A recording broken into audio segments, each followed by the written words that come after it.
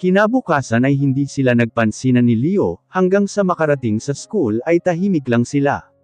Nauna ulit bumaba si Serena sa kotse, pagkatapos ay naglakad na siya. Habang malungkot na naglalakad papuntang room, ay biglang may humila sa kanya papunta sa gilid ng pader, si Leo. Mamayang uwian, sabay tayo ah. Huwag kang tatakas. Dinuro siya ni Leo, habang binabanggit ang mga salitang iyon. Napatango na lamang si Serena, pagkatapos ay lumakad na ito papunta sa classroom, siya naman ay naiwang nakayuko. Napabuntong hininga na lamang si Serena. Naisip niyang hindi na siya makakapasok sa coffee shop. Kaya nung break time nila, ay tinawagan niya ang boss niya na hindi na siya makakapasok pa. Nagbigay na lamang siya ng ibang dahilan dito.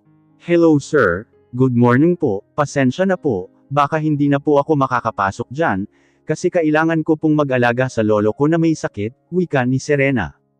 Ganun ba? Sayang naman. Sige ipapadala ko na lang sa ATM mo ang natitirang sahod mo, wika ng boss niya. Sige po sir, pasensya na po ulit. Thank you po sa pagtanggap sa akin, wika ni Serena. Okay lang Serena, hahanap na lang ako ng kapalit mo. Sana gumaling na ang lolo mo, wika nito.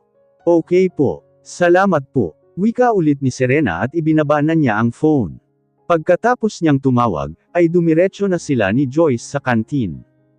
Umorder sila ng pagkain, at habang nakapila ay kinuha niya ang wallet niya.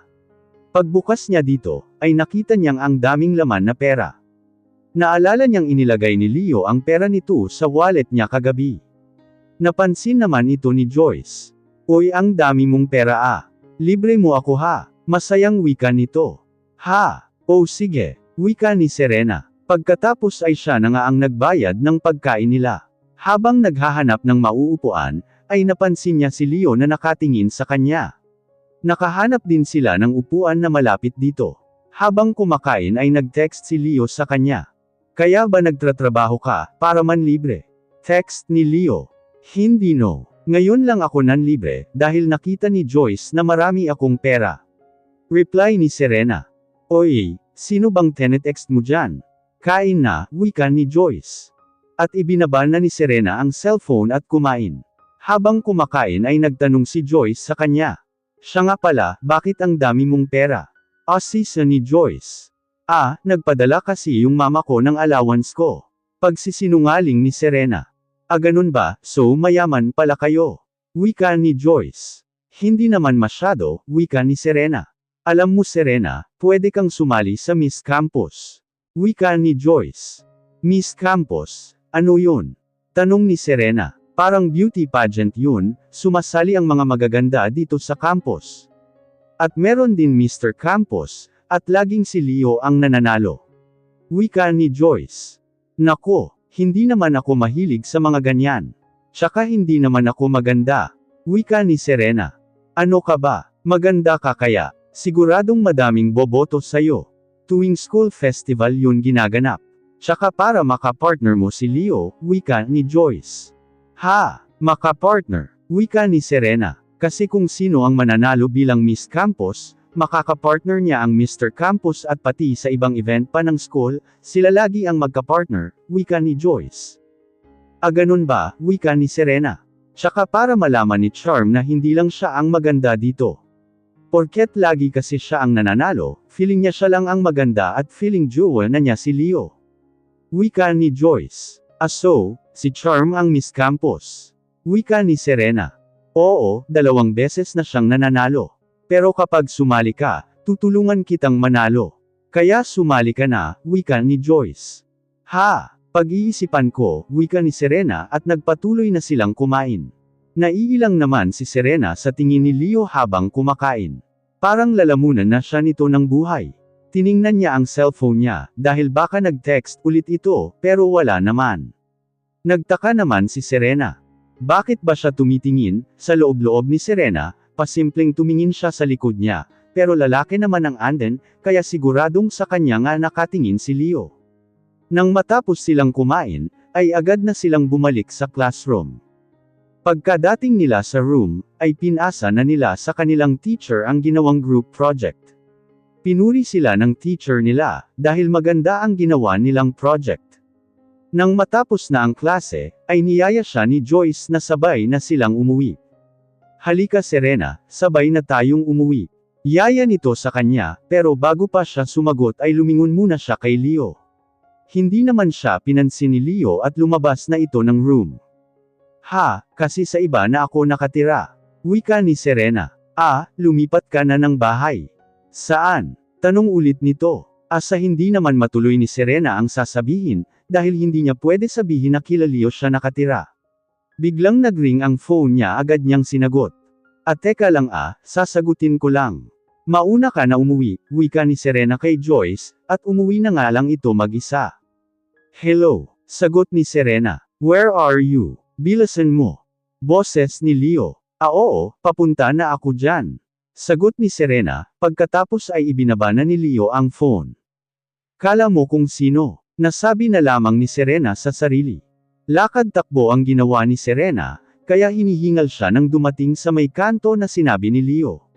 Nakita niya itong nakatayo sa tapat ng kotse, at masama na naman ang tingin nito. Nang makita siya nito, ay agad na itong pumasok sa kotse, at sumunod din siyang pumasok. Hindi na ulit sila nag-usap hanggang makarating sa bahay. Pagdating nila sa bahay, ay nakita niya ang isang magandang babae at isang lalaki, nakausap si Don Manuel. Mom, wika ni Leo. Nagulat si Serena nang tawagin ni Leo ang magandang babae, mommy niya pala. Iho, tumayo kaagad ito at niyakap kaagad si Leo. Ganon din ang daddy niya, bumaling naman ang mommy niya sa kanya. Pinagmasdan siya mula ulo hanggang paa. So, you are Serena. Glad to see you iha. Mahinahong yamakap ito kay Serena habang nakangiti. Naamoy ni Serena ang mamahaling pabango nito, mamahalin din ang kasuotan at mga alahas, pati panyong hawak-hawak nito. Napangiti na lamang si Serena sa pagkabigla. This is your dad. Pakilala nito sa daddy ni Leo. Hello po, magalang na bati niya, at nagmano siya sa mga ito. Pagkatapos ay hinawakan siya sa braso, at dahan-dahan siyang hinhila ng mommy ni Leo sa sofa. Pagkaupo nila ay iniabot nito ang dalang pasalubong. Come here iha. Ito, may gift ako sayo. Nakangiting ibinigay nito ang nasa box. Thank you po, wika ni Serena. You're welcome iha. Open it. Wika nito. Dahan-dahang binuksan ni Serena ang pulang box, at nakita niya ang kwentes na puro diamond at hikaw, nakakahiya naman po. Nahihiyang sinabi ni Serena, Mom, hindi ko po matatanggap ka. Masyado pong, hindi matuloy ni Serena ang sasabihin. No iha, it's okay. Bagay na bagay yan sayo. You're so pretty, kaya dapat magaganda at mamahalin din ang isusuot mo, wika nito. Iha, wag mo nang tanggihan ang mommy mo. Napagod nga ako sa kakasunod sa kanya kakahanap niya, kung ano ang ibibigay sayo wika naman ng daddy ni Leo. Sige po, thank you po, talaga, wika ni Serena at niyakap niya ang mommy ni Leo. Natuwa naman ito sa pagyakap niya. Pwede mo rin yan isuot sa wedding nyo, or if meron ka pang ibang gusto, bukas mag-shopping tayo. Wika nito sa kanya. Bukas po, may pasok po kasi kami bukas wika ni Serena. No problem, after your class na lang. Wika nito. Okay po, wika ni Serena. Maya-maya pa ay sabay-sabay na silang kumain. Pagkatapos nilang kumain, ay nagpaalam na si Serena na magpapahinga na, dahil may pasok pa sila bukas. Itinago niya sa kanyang kwarto ang regalo nitong alahas. Muli pa niya ulit itong binuksan. Napakaganda nito. At ngayon lang siya nagkaroon ng mamahaling alahas na katulad nito. Narinig niyang paakyat na si Leo, agad na niyang itinago ito. Pagkapasok ni Leo sa kwarto, ay naghubad ito at naligo. Inunahan pa akong maligo, wika ni Serena sa sarili. Pagkatapos ni Leo, ay naligo na rin siya, at pagkatapos ay natulog. Kinabukasan, habang nagsusuklay ay naisip ni Serena. Buti na lang, mababait ang parents ni Leo, hindi katulad ng ibang mga mayayaman na mata pobre, wika ni Serena sa loob-loob niya. Pagkatapos ay may narinig siyang katok sa may pintuan. Binuksan niya ito at nakita niya ang mommy ni Leo. Good morning iha. At nagbeso ito sa kanya at dumiretso na ito sa loob. Here, meron pa akong pasalubong sayo. Dito mo na ilagay ang mga gamit mo sa school, wika nito at iniabot sa kanya ang LV na bag. Thank you po, Matipid na wika ni Serena. Mamaya, sasanduan na lang kita sa school mo, para mag-shopping tayo, okay? Wika nito. Okay po, wika ni Serena, at tinulungan na siyang ilipat ang mga gamit niya sa bago niyang bag. Marami pong salamat tita, nag-aalangang wika ni Serena.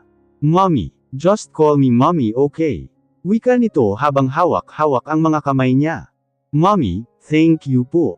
Wika ni Serena. Welcome iha. Wika nito at pagkatapos ay bumaba na sila, at pumasok na sila sa school. Pagdating naman ni Serena sa classroom, ay pinagtinginan siya ng mga kaklase niya. Nagtaka naman si Serena, sa mga tingin nito. Lumapit sa kanya sina Charm, Jenny at Laika. Aba, saan mo naman napulot yang bag mo? Alam mo bang mamahalin yan? Pangungot siya sa kanya ni Charm. May nagbigay lang sakin. Sagot naman ni Serena. May nagbigay. Sino? Tanong ni Jenny. Basta, wala na kayong pakialam. Wika ni Serena. Siguradong, fake lang yan. Imposible namang makabili ka ng limited edition ng LV. Wika naman ni Laika. Right. Baka nga kahit sinulid ng LV hindi mo pa kayang bilhin eh. Wika ni Charm. Nakita naman ang eksenang yun ni Leo, habang papasok sa loob ng classroom, pinapakinggan lang niya ang mga ito. Hindi ito fake no. Sagot naman ni Serena. Talaga, sige nga patingin kami. Wika ni Jenny. Teka, pigil ni Serena, habang nag-aagawan sila sa bag. Doon na lumapit si Leo. Wala ba kayong ibang magawa kundi mangbuli? Wika ni Leo. Tumigil sila at dahan-daang lumingon kay Leo, para silang nakakita ng multo. Pagkatapos ay binitawan ang pinag-aagawang bag ni Serena. Tara na girls, yaya ni Charm at bumalik ang mga ito sa kanilang upuan na nagmamadali. Si Leo naman ay pumunta na sa kanyang upuan at umupo. Si Serena ay tiningnan ang bag niya kung nasira, buti na lang ay hindi ito nasira sa paghihilaan nila ni Jenny. Kainis ang mga yun, inggitera. Wika ni Joyce na lumapit sa kanya. Hay, pabayaan mo na sila, walang magawa, wika ni Serena. Sino ba nagbigay sa'yo niyan? Tanong ni Joyce. Ang mommy ko. Hindi niya na ituloy ang sasabihin, at pinalitan niya kaagad ito. Narinig yun ni Leo, di pwedeng sabihin niya na galing sa mommy ni Leo, mabuti hindi nahalata ni Joyce. Okay. Pagkatapos ay bumalik na sa kanyang upuan si Joyce. Pagkatapos ng uwian ay kinausap niya si Leo. Leo, wait lang, bago magsalita ay tiningnan niya muna, kung meron ibang tao nandun. Anong sabi ng mommy mo, saan ba kami magkikita? Tanong ni Serena. Sabi niya malapit sa may salon, wika ni Leo, at pagkatapos ay umalis na ito.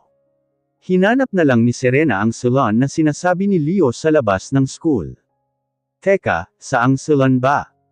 Madaming salon dito. Naisipan niyang tawagan si Leo, pero hindi ito sumasagot, maya-maya pa ay nakita na niya ang itim na kotse, at kinawayan siya ng mommy ni Leo na nasa loob. Tumingin muna siya sa paligid kung meron ibang tao, bago binuksan ang pinto ng kotse. Hi iha, kamusta ang school? Pagkawika nito ay agad siyang beneso. Okay lang po, matipid na sagot ni Serena. Pagkatapos ay kung ano-ano pa ang napagkwentuhan nila, hanggang sa dumating na sila sa mall. Madami siyang sinukat na mga damit at sapatos. Lahat iyon ay binili ng mommy ni Leo. Tinatanong siya kung anong mga gusto niya, at binibili nito. Pinapadala nito ang kanilang pinamili sa bodyguard nito. Nagyaya na itong kumain muna, dahil medyo napagod na ito sa paglalakad. Sa mamahaling restaurant din sila kumain. Habang hinihintay ang pagkain, nakita siya ng isa sa mga kaklase niya. Agad siyang nagtakip ng menu pero lumapit pa rin ito. Nagulat naman ang mommy ni Leo. Bakit iha? Tanong nito. Kasi po, may nakakita sakin. Wika ni Serena habang nakatikip pa rin ang menu sa mukha. Hey Serena, is that you? Pagkumpirma nito, unti-unti namang ibinaba ni Serena ang hawak-hawak na menu. Hi, nandito ka rin pala. Wika ni Serena. Yes, my date kami ng boyfriend ko wika ng classmate ni Serena. Ganun ba? Wika ni Serena. Who is she? Tanong ng mommy ni Leo. Kay classmate ko po, si Dal Ian, pakilala ni Serena. Hi iha, I'm her mom, pakilala ng mommy ni Leo. At iniabot ang kamay nito. Hi po, nice to meet you po. Bati nito at inusisa nito ang mommy ni Leo. Mukhang bata pa ito, maganda at makinis ang balat. May suot din itong mga mamahaling alahas. Napansin din niya ang bodyguard nito, na nakatayo sa may gilid ng kanilang lamesa. Napaisip siya na may kaya nga si Serena, dahil mukhang mayaman ang kanyang mommy. Mali ang inaakala nila Charm na mahirap lang si Serena, at hindi kayang bumili ng LV na bag. Maling-mali siya sa inaakala, yun ang naisip ng kaklase niya, habang pinagmamasdan silang mag-ina. Pagkatapos ay nagpaalam na ito. Maya-maya pa ay dumating naman ang in-order nilang pagkain. At masaya silang nagkwentuhan habang kumakain. Lumipas ang mga araw. Nakagaanan na ng loob ni Serena ang mommy at daddy ni Leo. Lagi sila nagkwekwentuhan at nagtatawanan. Medyo nagseselos na nga si Leo sa kanya, dahil mas maganda pa ang atensyon na nakukuha niya kaysa kay Leo. Sinabi din ng kaklasmate niya na nakakita siya na kumakain sa mamahaling restaurant, kasama ang mommy niya. Hindi makapaniwala ang mga ito. Nalaman nilang mayaman si Serena, kaya puro mamahalin ang gamit ni Serena. Marami namang naiinggit pa rin kay Serena, dahil ayaw nilang tanggapin na mayaman ito at mali sila.